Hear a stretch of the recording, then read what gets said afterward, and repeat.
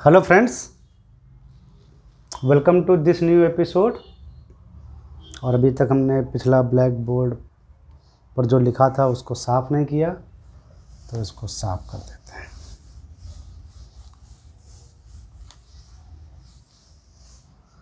और आप लोग सीख रहे हो कि नहीं सीख रहे हो? जो पढ़ा रहे हैं अच्छे से समझ में आ रहा है?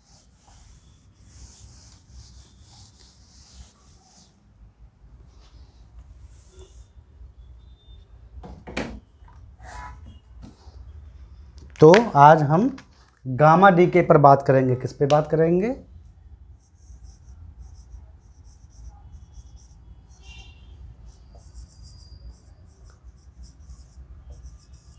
गामा डीके के बारे में हमने अल्फ़ा डीके और बीटा डीके जब समझाया था, तो उसी में से हमने गामा डीके के बारे में भी आपको बताया था कि कैसे अल्फ़ा और बीटा जब निकलते हैं तो उनके साथ साथ गामा भी निकलती है, क्योंकि गामा जो है वो जो डॉटर न्यूक्ली था वो एक्साइटेड हो जाता है, तो फिर वो जब वो डी एक्साइटेड होता है यानी जब वापस नॉर्मल स्टेट में आता है तो अपनी एनर्जी गामा फोटॉन्स के रूप में निकालता है।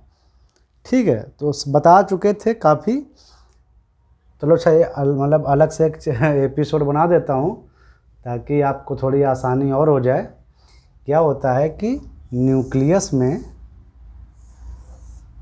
प्रोटॉन्स और न्यूट्रॉन्स होते हैं, मतलब हो सकते हैं बहुत से प्रोटॉन हो और बहुत से न्यूट्रॉन हो। ठीक है,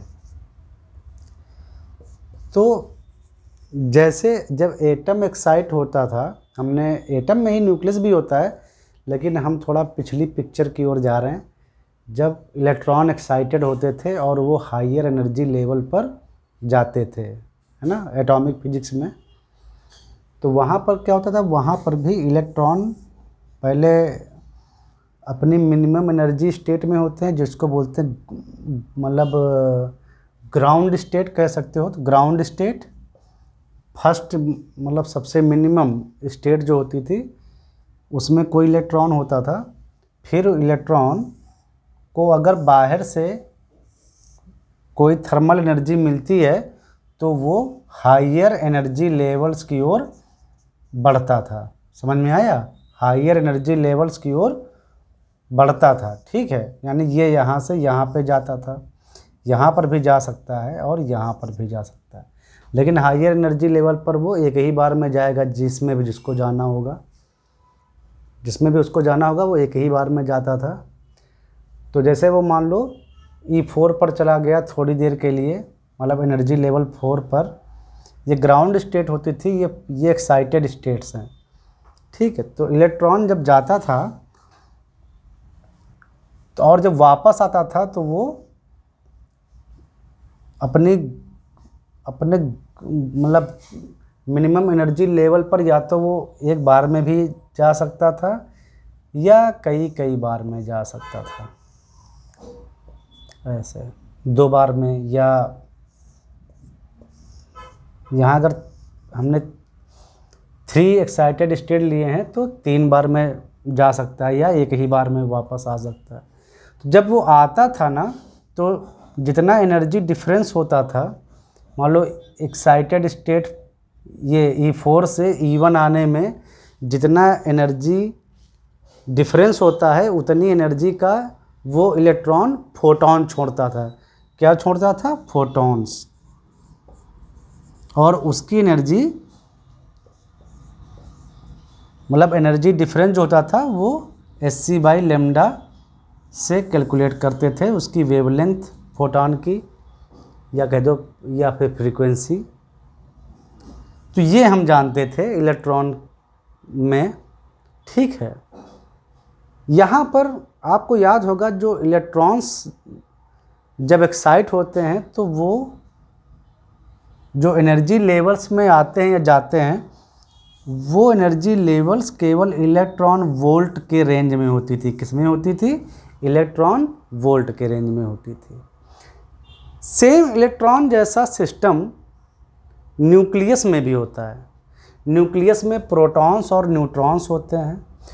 ये प्रोटॉन और न्यूट्रॉन्स भी एक्साइटेड होकर अपर एनर्जी लेवल्स पर जाते हैं।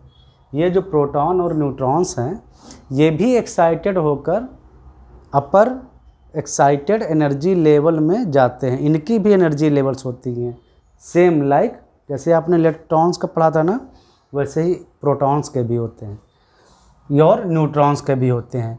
ये जैसे प्रोटॉन का, मान लो हम प्रोटॉन की बात कर रहे हैं, कोई भी न्यूक्लियन प्रोटॉन हो या न्यूट्रॉन हो, ये उसका अगर मतलब शुरुआती मिनिमम स्टेट है ग्राउंड स्टेट जिसको बोलते हैं, तो ये हो गया ग्राउंड स्टेट।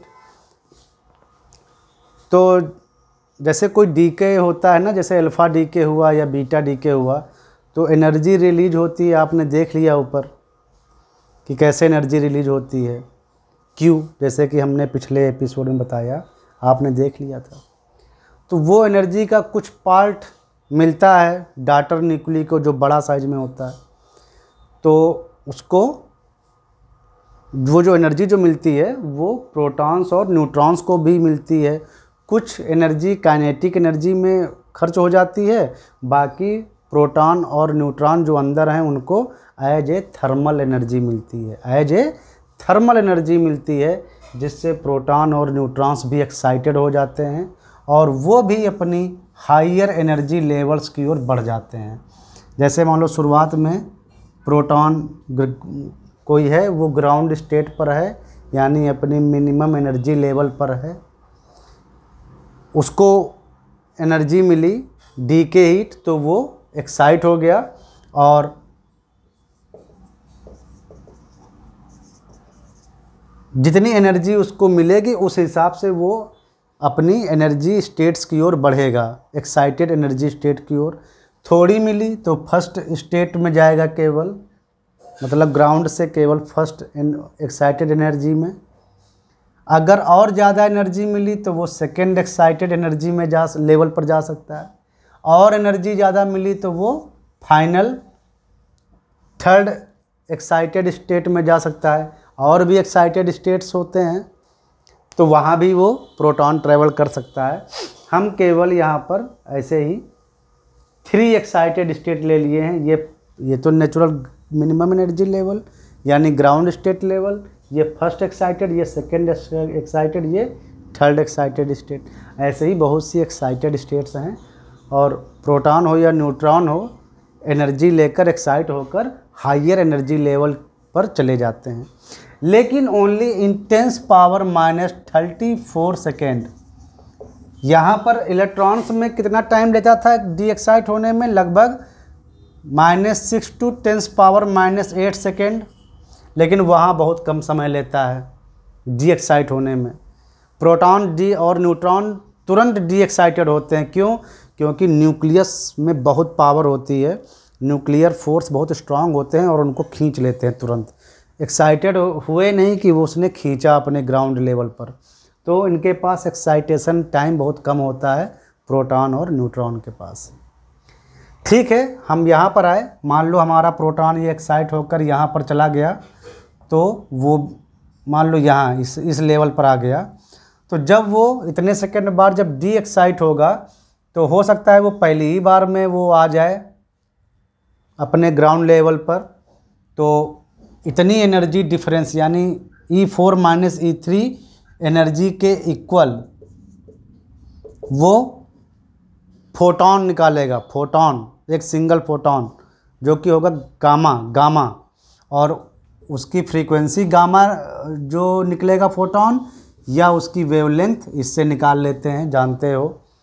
मान लो वो प्रोटॉन हो या न्यूक्लियन हो, दोनों के लिए न्यूट्रॉन हो, ये किसी भी न्यूक्लियन के लिए सही है। वो मान लो पहले इसमें आए और बाद में फिर ऐसे आए, मतलब एक बार में एक स्टेप चला, दोबारा में वो मतलब 2 लेवल पार कर गया। तो जब ये यहाँ से यहाँ पर आएगा यानी एक बार में, तो एक फोटॉन यहाँ पे निकालेगा। अगर इसकी वेवलेंथ λ1 है तो λ1, और दोबारा जब ये यहाँ से सीधा डायरेक्ट यहाँ पर आएगा तो एक दूसरा फोटॉन निकालेगा, यानी अब की बार वो 2 फोटॉन के रूप में अपनी एनर्जी बाहर निकाल रहा है। तो पहला गामा वो होगा E4 माइनस E3 और दूसरे गामा की एनर्जी E3 माइनस E1 ऐसे। तो यानी यहाँ पर उसने 2 गामा फोटॉन्स निकाले। हो सकता है कि वो सभी लेवल पर रुकता हुआ है थोड़ी देर के लिए, यानी वो 3 गामा निकाले, समझे।